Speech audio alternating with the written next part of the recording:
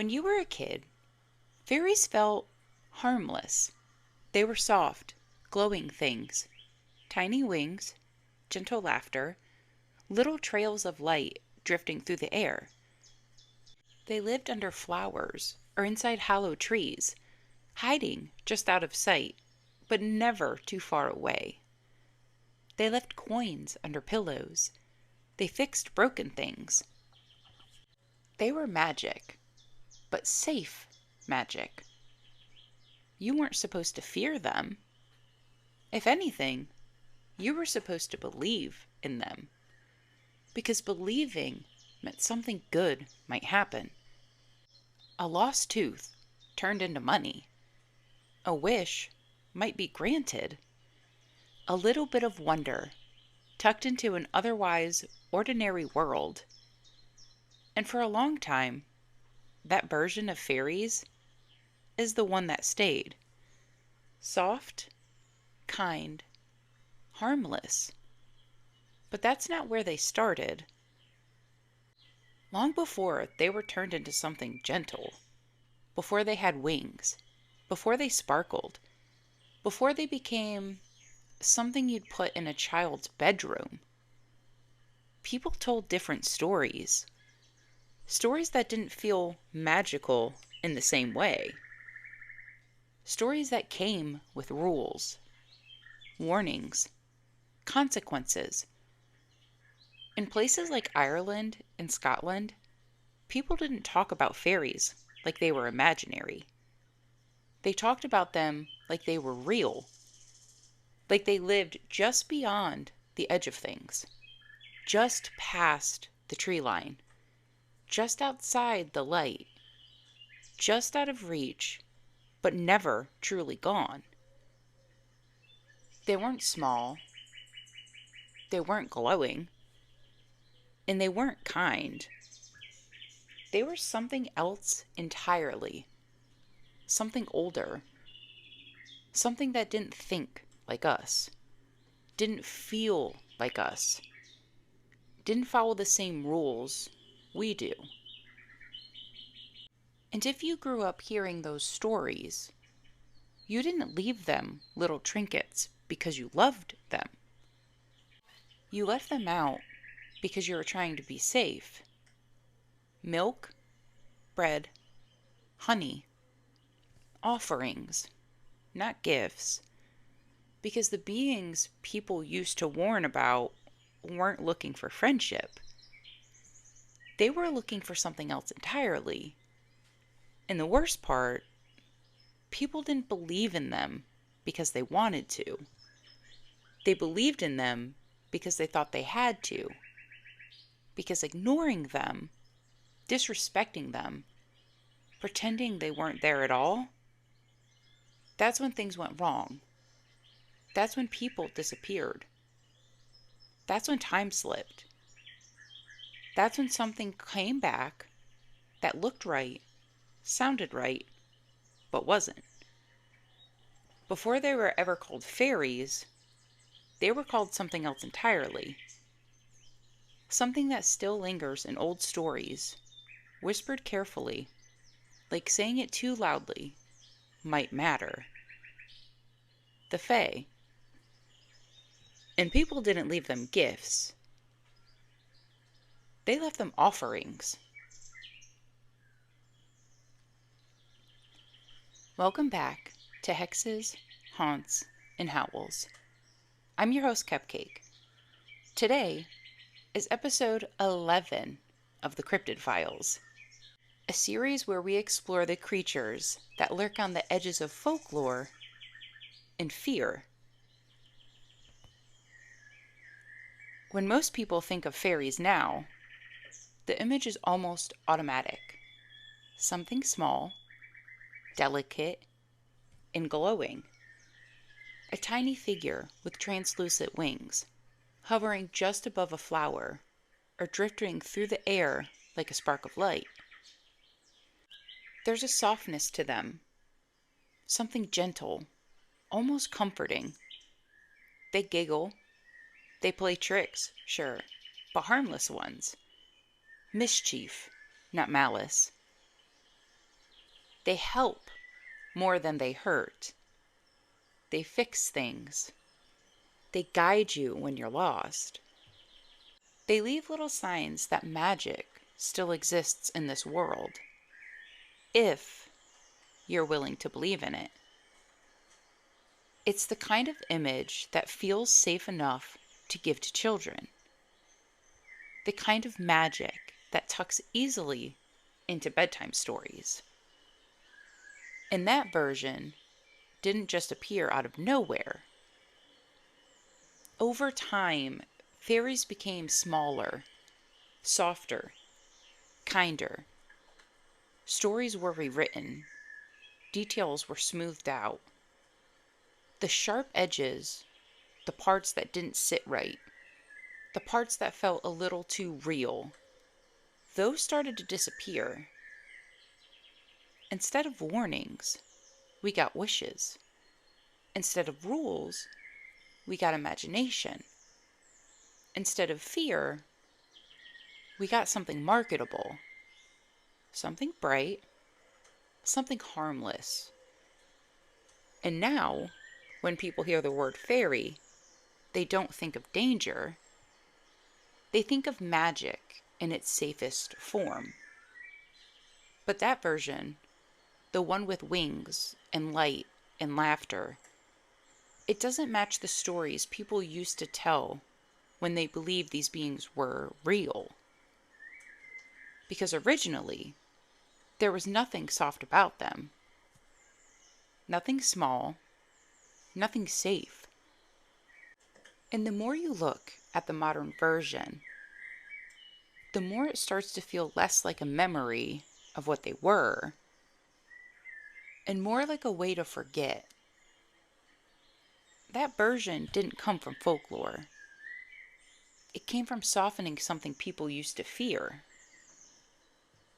If you go back far enough, before the wings, before the glow, before the soft stories meant to comfort, you find something very different. The word people used wasn't fairy, it was fae. And in places like Ireland and Scotland, the fae weren't treated like imagination. They were treated like a presence, something that existed alongside people, not separate from them. Something that could be encountered accidentally or otherwise. Celtic folklore is full of these accounts, not told like fantasies, but like warnings passed down carefully, the same way you'd warn someone about a dangerous place or a hidden current in the water. Because the fae weren't human, they never were. And that's the first thing that matters. They don't think like us. They don't feel like us. And they don't operate on anything we would recognize as human morality. They're not good, but they're not evil either. There's something else entirely. Something older. Something that doesn't see kindness or cruelty the way we do. Only actions and outcomes. In a lot of these stories, the Fae exists in a place that overlaps with our world. Not somewhere far away, not another planet.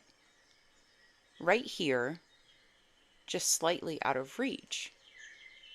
A parallel space layered over forests, hills, and rivers. Places where the land feels untouched or just a little too quiet. And sometimes, the boundary between those places gets thin. People describe it as stepping off a path for just a moment, following a sound, walking through a patch of fog, and then suddenly, nothing feels the same. The air is different. The light doesn't sit right. Time stops behaving the way it should. If you go just far enough into that space, you might find your way back the same. Within that world, the Fae aren't random. They have structure, hierarchy, order. One of the most well-known divisions is between what's called the Seelie and Unseelie courts. The Seelie court is often described as the fair or blessed group. But that word, fair, doesn't mean kind. It means more predictable. They're more likely to follow rules, to keep their word, to operate within a system of exchanges and agreements.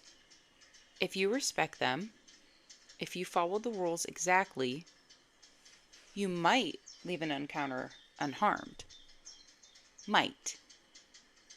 The Unseelie court, on the other hand, is less restrained. It's more chaotic, more dangerous in a way that feels immediate and unpredictable.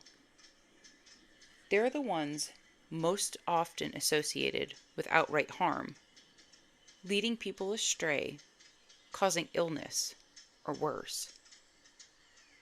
But even that line isn't clean, because both courts are dangerous. Both are capable of cruelty. And both operate on a logic that doesn't care whether you understand it or not. That's what makes them unsettling. It's not just that they can hurt you, it's that they might not even see it that way. To the Fae, taking something, your time, your name, your sense of direction, even your place in the world, might not be an act of malice. It might just be part of how things work. And that's the part modern stories leave out. The Fae aren't villains. They're not monsters waiting in the dark, driven by hatred or anger. They're something much harder to grasp. Something that exists outside of human rules entirely. Older than the stories we tell about them. Older than the fear we try to soften. And maybe that's why those early warnings were so careful. Because you can fight something that hates you. You can run from something that wants to harm you. But something that doesn't think like you, doesn't feel like you, doesn't even recognize you the same way, that's something you don't fight. That's something you learn to avoid, to survive.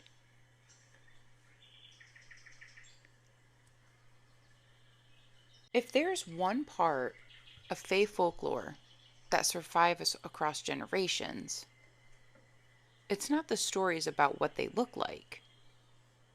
It's the rules. Not suggestions, not beliefs. Rules. Because in the older accounts, especially in rural traditions across Ireland and Scotland, people didn't talk about the Fae like something you could casually encounter and walk away from unchanged. They talked about them like something you had to navigate. Carefully, quietly, almost like stepping through a place you weren't supposed to be in the first place. And the rules are always the same in spirit, even when the wording changes. First, never give your full name. Not your nickname, not your family name, not the name you think of as yours. Because in these stories, a name isn't just identification, it's access. To know your name is to have a way in, a way to hold on, a way to call you back when you've gone somewhere you shouldn't have. Second, never say thank you. At least not the way we normally would. Because gratitude in Fey logic isn't free. It creates a bond, a debt. And debts, in those stories, are never simple.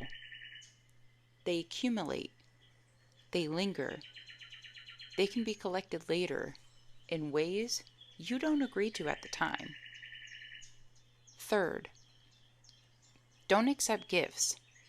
Not coins, not food, not small beautiful things left where you'd find them. Because a gift is never just a gift, it's an exchange.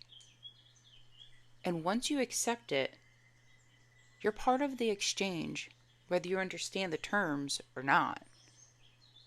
Fourth, don't eat their food. This one shows up again and again in folklore, in different forms. A meal in a strange place, a feast that appears when you're lost, a taste of something that feels too perfect to refuse. Because eating it changes things. It ties you there. It makes home start to feel distant, unclear, maybe even unnecessary. And in some versions of the stories, once you've eaten it, you don't fully belong where you came from anymore. Fifth, never follow the music or the voices into the woods. Because the woods are where these stories always get quieter and then louder. Music that shouldn't exist in an empty forest. Laughter just out of sight. Someone calling your name in a voice you recognize too well. And every version of the warning says the same thing. If you follow it, you might not come back the same way you left. Or at all. And finally, one of the most overlooked rules, but one of the most important. Always leave offerings. Milk, bread, honey, simple things, small things, left at thresholds, tree lines, stones that feel different. Not as a prayer, not as worship, as respect, as acknowledgement, as a way of saying, I know you're here. Because ignoring them was never seen as neutral in these stories. It wasn't nothing happens if you don't believe. It was nothing happens until it does. And that's what makes all of this so unsettling when you lay it out. These rules aren't written like myths. They weren't framed like entertainment or cautionary tales for children. They were treated like instructions for surviving something you couldn't control. Something you couldn't predict. Something that didn't care whether you believed in it or not. And that's the part that sticks. Because superstition is something you can dismiss. But survival rules? Those are different. Those are written by people who thought the consequences were real and permanent.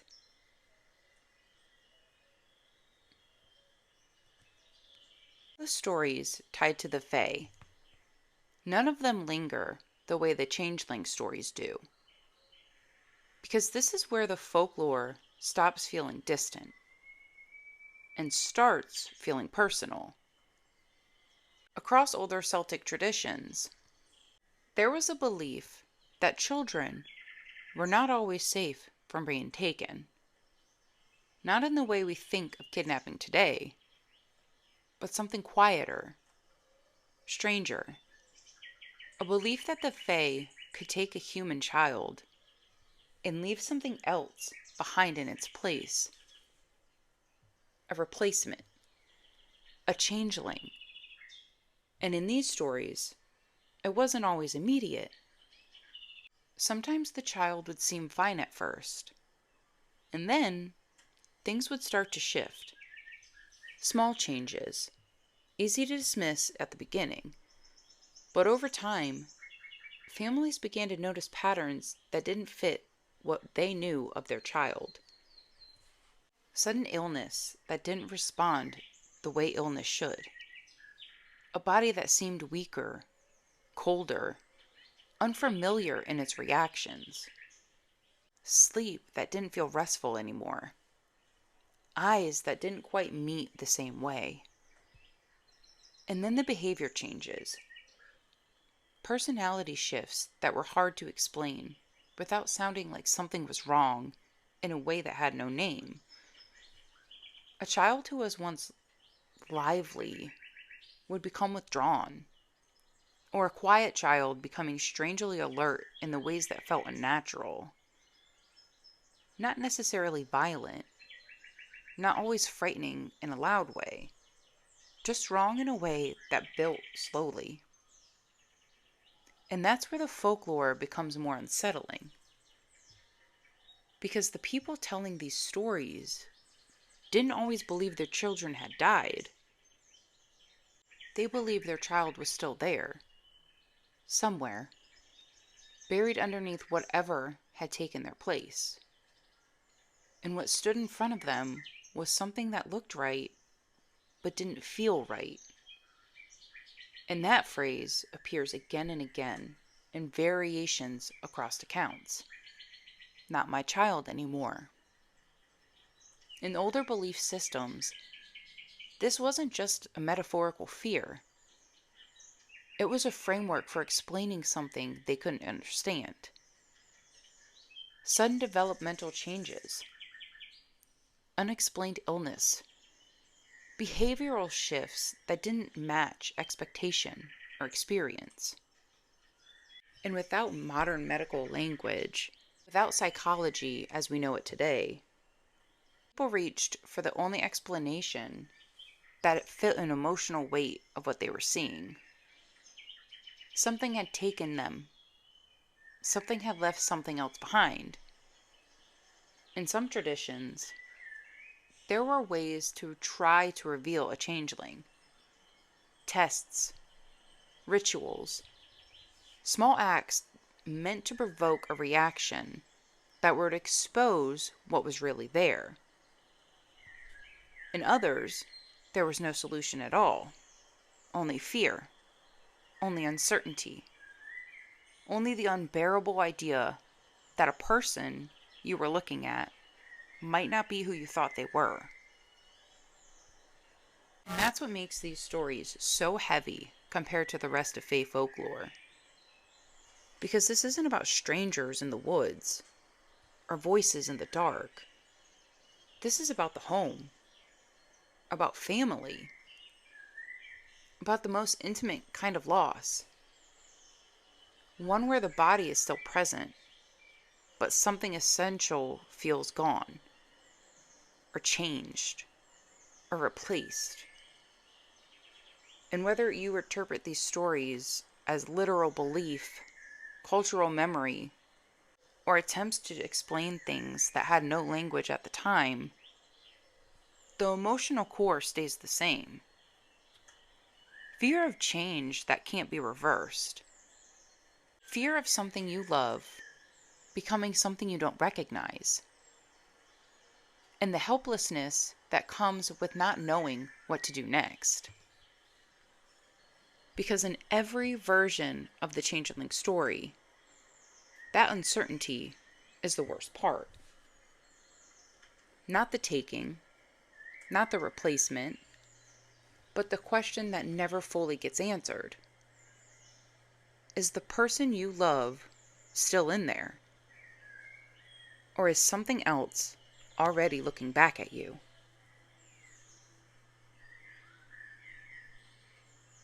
Time is another one of the most unsettling parts of Fae folklore. Because unlike the stories about creatures in the woods or warnings about names and gifts, this one doesn't describe danger. It describes loss in a way that can't be measured properly afterward. In older Celtic traditions, there are repeated accounts of people encountering the Fae and returning, changed in ways that don't make sense to the people who knew them. But the most disturbing versions of these stories aren't the physical harm, they're about time. In some accounts, a person would foul something into the woods, a sound, a light, music that didn't belong. And what felt like minutes inside that space would become hours outside of it, sometimes days, sometimes even longer. And the people wouldn't recognize anything was wrong until they returned, until they saw how much had changed without them. In older versions, the experience is even more disorienting. A traveler might be invited into what folklore often calls a fairy feast, a gathering that feels warm, welcoming, almost celebratory at first. Food appears, music plays, time feels slow, stretched, and dreamlike. Nothing feels dangerous in the moment. But when they leave, the world outside has moved without them. They step back onto a path expecting to find familiar ground, only to realize something is off. The light is wrong. The air feels unfamiliar. And sometimes the people they left behind are gone, or older, or no longer there at all. There are theories that entire years pass in what feels like a single night inside that space. And when the person finally returns, they don't just struggle with memory, they struggle with belonging. Because everything they knew had continued without them, and they didn't. This is where Fae folklore becomes especially unsettling, because it doesn't always frame these experiences as punishment. Sometimes it's described as simply how their world works. A place where time doesn't move the same way. Where moments can stretch or collapse depending on where you are. Where stepping too far in one direction means leaving the normal flow of life entirely. And what makes it worse is how often these stories echo something people still report today, even without any reference to folklore. Missing time experiences. Driving or walking through familiar areas and suddenly realizing you don't remember parts of the journey. Deep disorientations in forests or remote places where distance feels inconsistent and direction becomes unreliable. That strange sensation of having lost time without any clear explanation of what happened during it. Modern language tries to explain these things in different ways. Fatigue, distraction, stress, or neurological gaps. But folklore already has its own language for it. You went somewhere you shouldn't have. You stepped into a place where time doesn't behave normally. And when you came back, you didn't come back the same way you left. Because even if nothing physical changed, you lost something you can't measure. And that's what makes these stories stick. Not just the idea that the Fae can mislead you, but that they can take something far more subtle than that. Something you only notice once you're already back. Time. And the version of your life that existed while you were gone.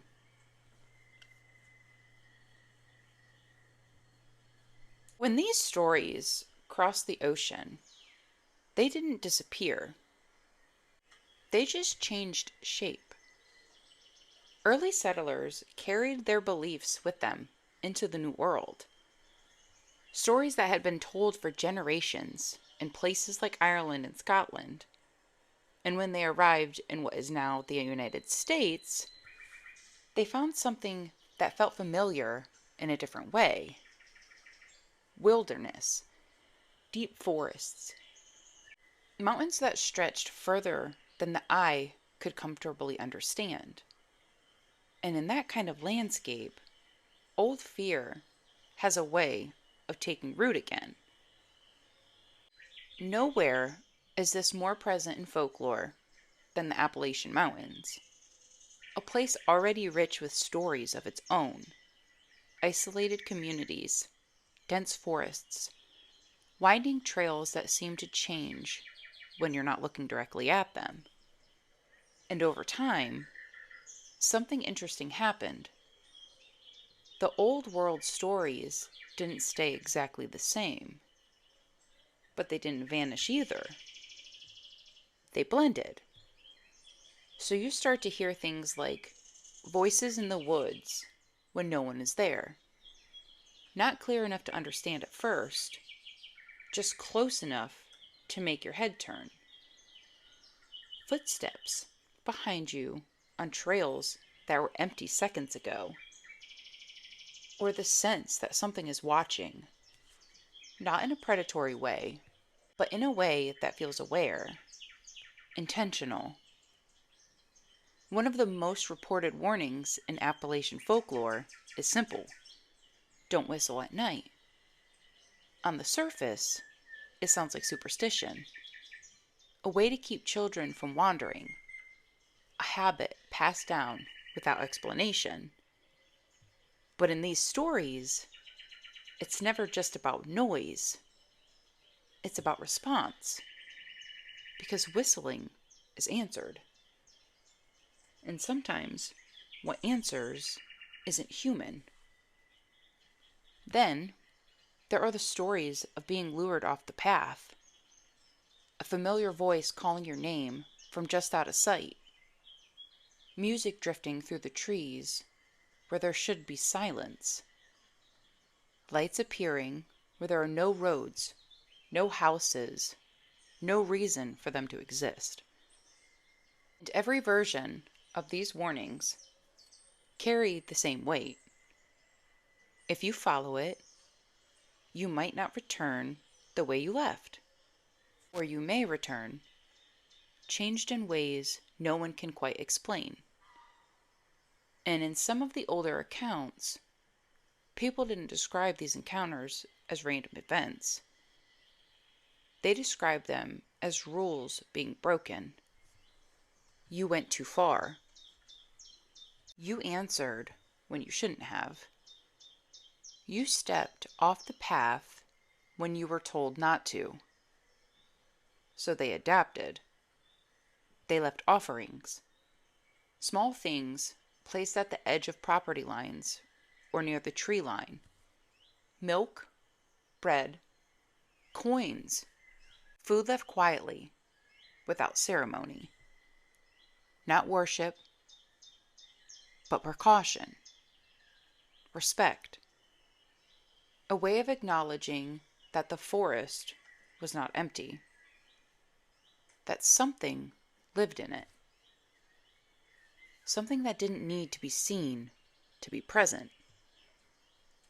And what makes these Appalachian accounts so compelling is how familiar it feels when compared to the older stories. Different land, different time, different culture. Same pattern, same warnings, same sense that the rules of the woods don't change just because the map does. Because in both traditions, the message is consistent.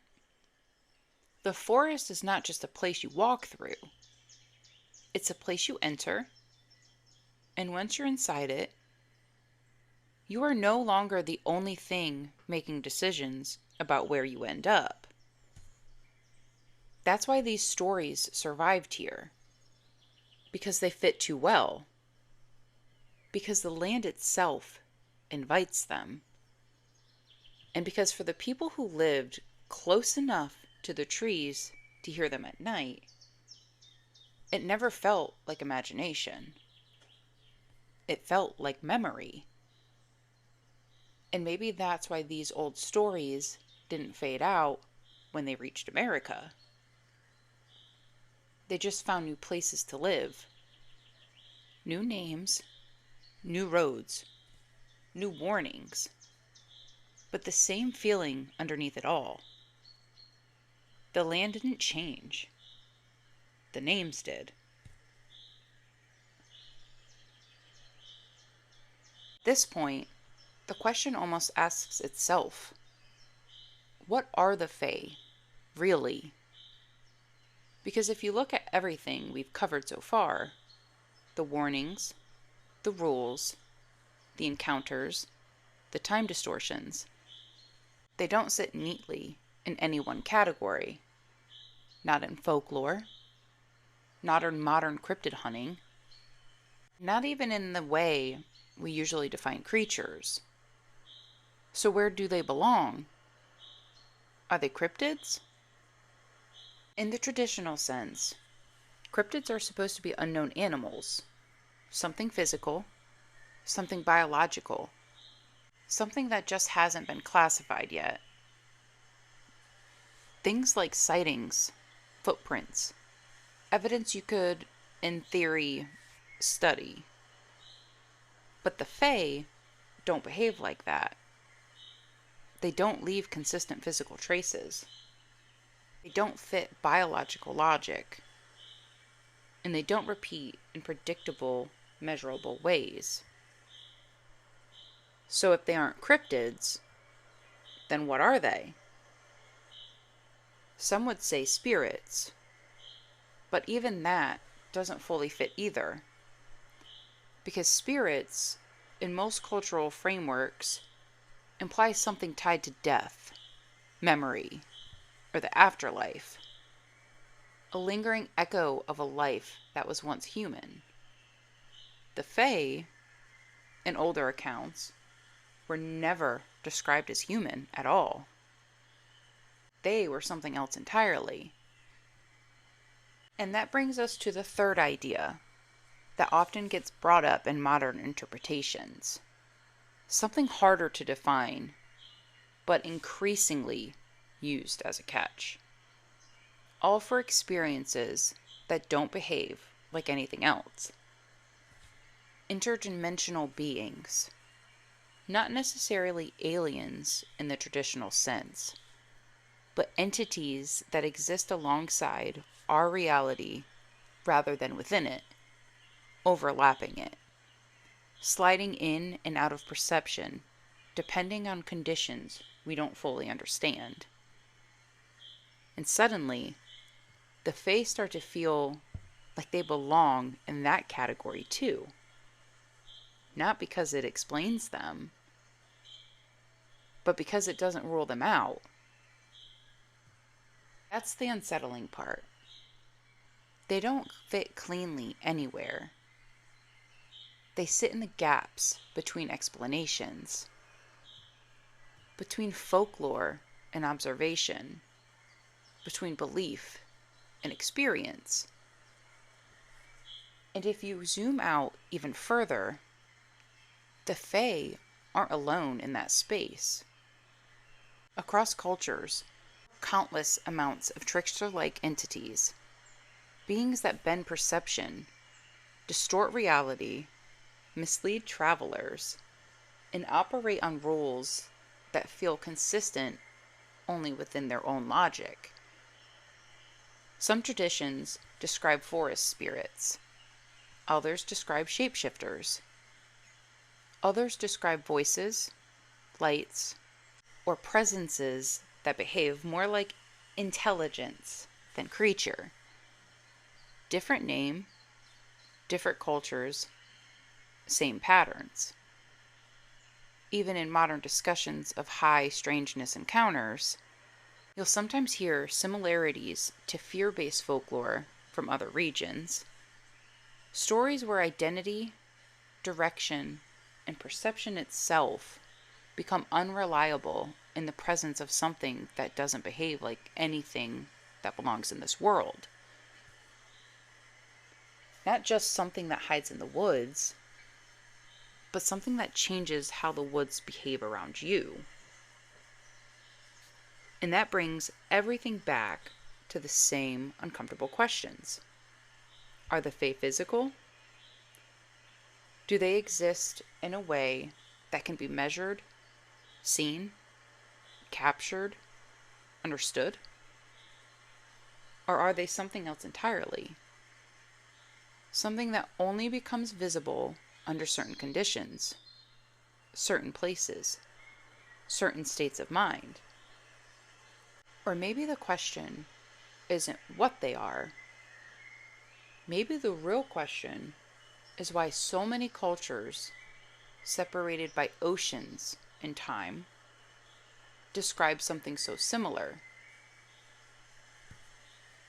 Something that misleads, something that replaces, something that bends time, something that doesn't think like us or act like us, but still interacts with us in ways that feels intentional.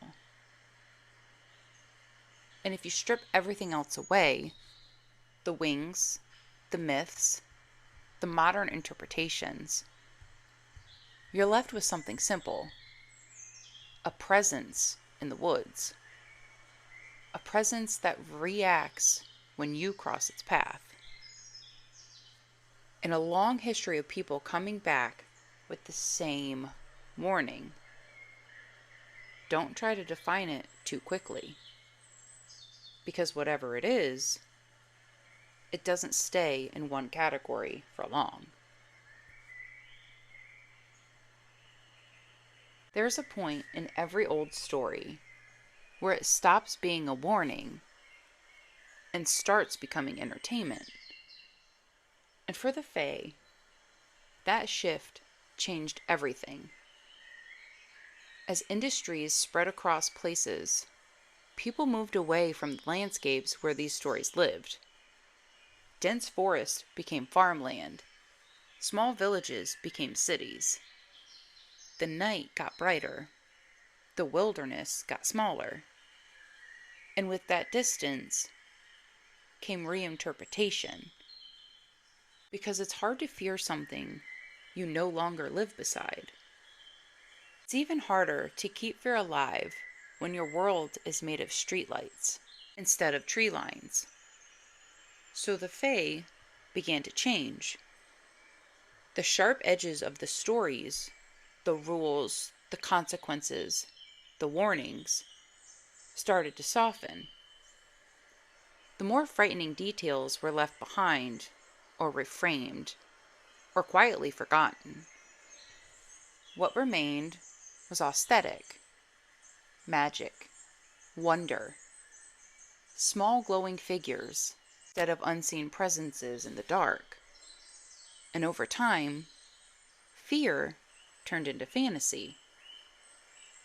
By the time these stories reached modern pulp culture, the transformation was complete. The Fae were no longer something you avoided. They were something you collected, something you named, something you illustrated, something you turned into a symbol of innocence and charm.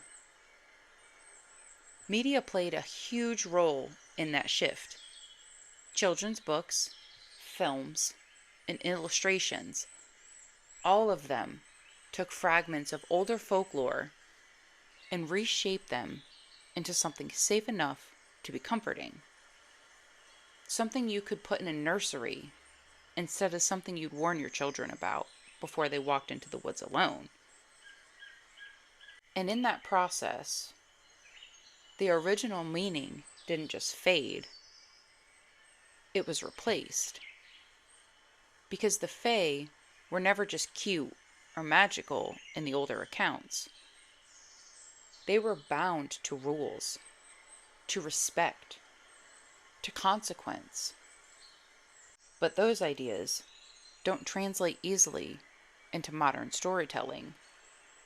They don't sell as easily as glowing wings and playful mischief. So the danger was removed.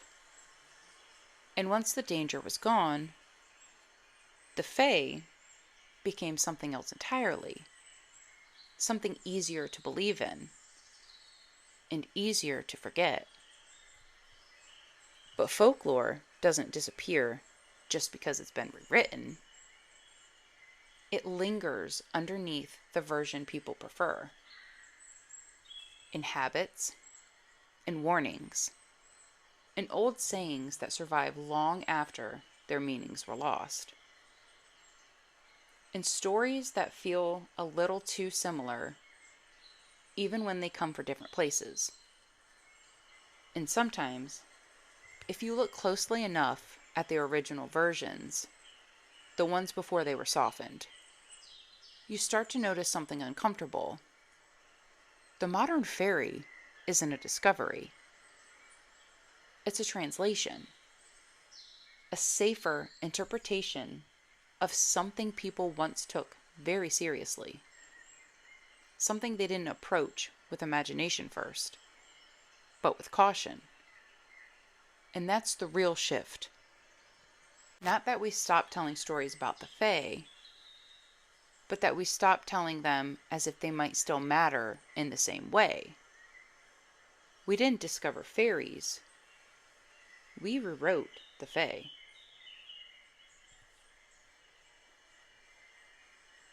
When you think back to the version of fairies you grew up with, it's almost comforting. Tiny lights drifting through the air, a soft glow behind flowers and root trees, something harmless enough to believe in without hesitation, something you never had to question. But after everything, after the rules, the warnings, the stories that don't sit neatly in one category, that version starts to feel distant. Not exactly wrong, just incomplete. Because somewhere underneath the modern image, wings, the sparkle, the softened edges, there's still that older idea lingering. The one people didn't approach lightly. The one tied to respect and caution and consequence. And maybe that's the part we lost over time. Not the stories themselves, but the weight behind them. The sense that some things in the world weren't meant to be explained away, only navigated carefully. And when you strip everything back, the folklore, the interpretations, the centuries of retelling, you're left with the same quiet uncertainty that started it all. That feeling of something just beyond the edge of understanding.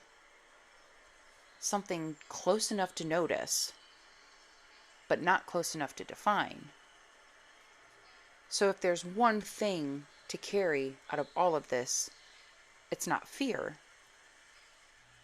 It's awareness of the stories that came from before us, of the rules hidden inside them, of the way the world feels when you're standing somewhere a little too quiet, and of the idea that maybe not everything out there that watches from the trees is meant to be named so easily. Because names have weight in these stories, and attention does too. So the next time you find yourself somewhere still, where the woods feel a little too aware, where the silence feels almost intentional, remember what the old stories always said. Stay on the path, listen carefully, and don't assume you're alone just because you can't see anyone. And if you hear something calling your name in the woods, just make sure it's yours to give.